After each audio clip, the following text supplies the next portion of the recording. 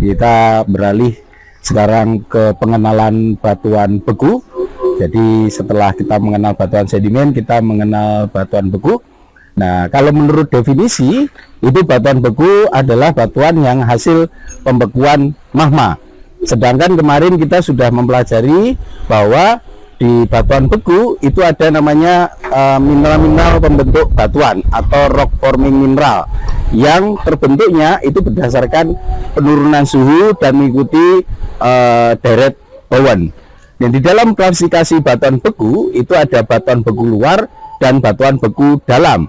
Artinya ketika batuan beku luar itu pembekuannya ada di luar permukaan bumi yang dalam hal ini kita sebut sebagai lava. Sedangkan di pembekuan di bawah bumi, nah, berdasarkan kedalaman nanti ada yang dekat permukaan dan sama ada yang jauh di bawah permukaan. Nah, di sini ini sudah terlihat bahwa ada singkapan batuan beku. Nah, hal yang pertama kita amati adalah pertama warna. Ketika mengamati batuan, baik warna segar maupun warna labuk, bisa kita bedakan antara yang batuan yang warnanya segar di sini terlihat, di sini warnanya abu-abu, sedangkan yang warna labuk dia warnanya agak coklat atau kehitaman. Setelah kita warna, barulah kita lihat strukturnya, struktur batuan beku secara keseluruhan, apakah dia masif atau berbentuk columnar joint atau kekar-kekar tiang. Nah, dalam hal ini ada sebagian yang masih terlihat strukturnya dalam bentuk kekar tiang. Jadi kalau kita lihat ini adalah semacam columnar joint gitu, tetapi secara keseluruhan kita lihat apakah batuan beku itu strukturnya masif. Ketika setelah pengamatan struktur, barulah kita masuk ke pengamatan tekstur. Tekstur dalam hal ini harus mengamati mineral-mineral yang ada di batuan tersebut. Mineral apa saja yang harus kita deskripsi di dalam batuan beku tersebut. Nah, ketika pengamatan mineral di dalam batuan itu, ada yang mineral ukurannya besar.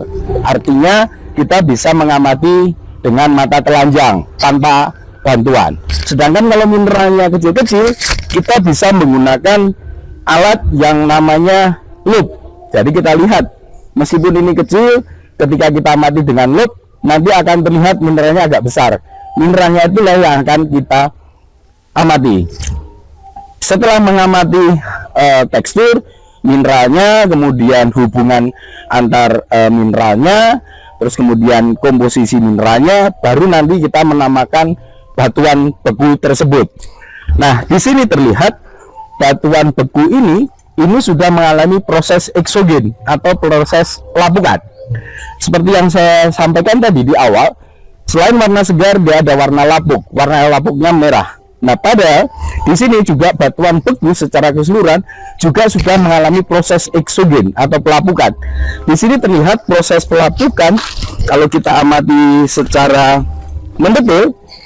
Jadi pelapukannya ini seperti berlapis-lapis atau seperti bawang. Jadi kalau kita amati seperti ini, dia ada pelapukan yang seperti bawang, atau kalau di geologi namanya pelapukan spheroidal weathering. Jadi pelapukan seperti kulit bawang.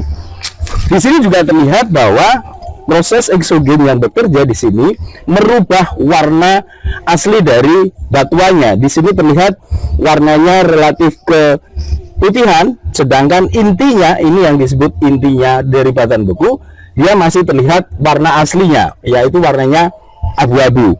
Nah, sedangkan kalau kita mengacu pada deret Bowen, bahwa berdasarkan pembekuan magma dan berdasarkan pembukaan dari mineral, jadi mineral-mineral yang berwarna abu-abu itu dikelompokkan ke dalam batuan yang intermediate. Nah, sedangkan yang di sini terlihat adalah batuannya berwarna abu-abu.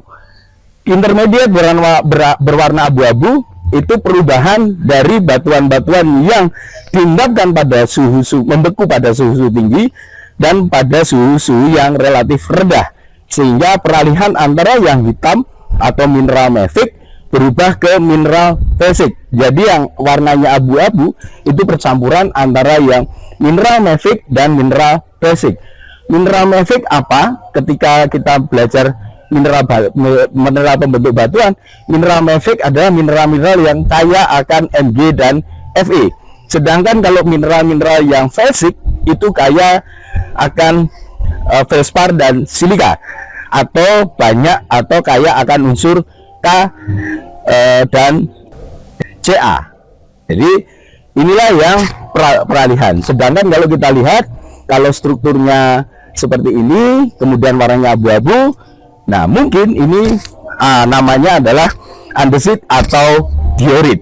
Ya, ini gambaran dari batuan beku secara umum. Hal yang perlu dianalisis, yang dideskripsi ketika kalian di lapangan adalah warna segar, warna labu, struktur, tekstur, dan komposisi mineral.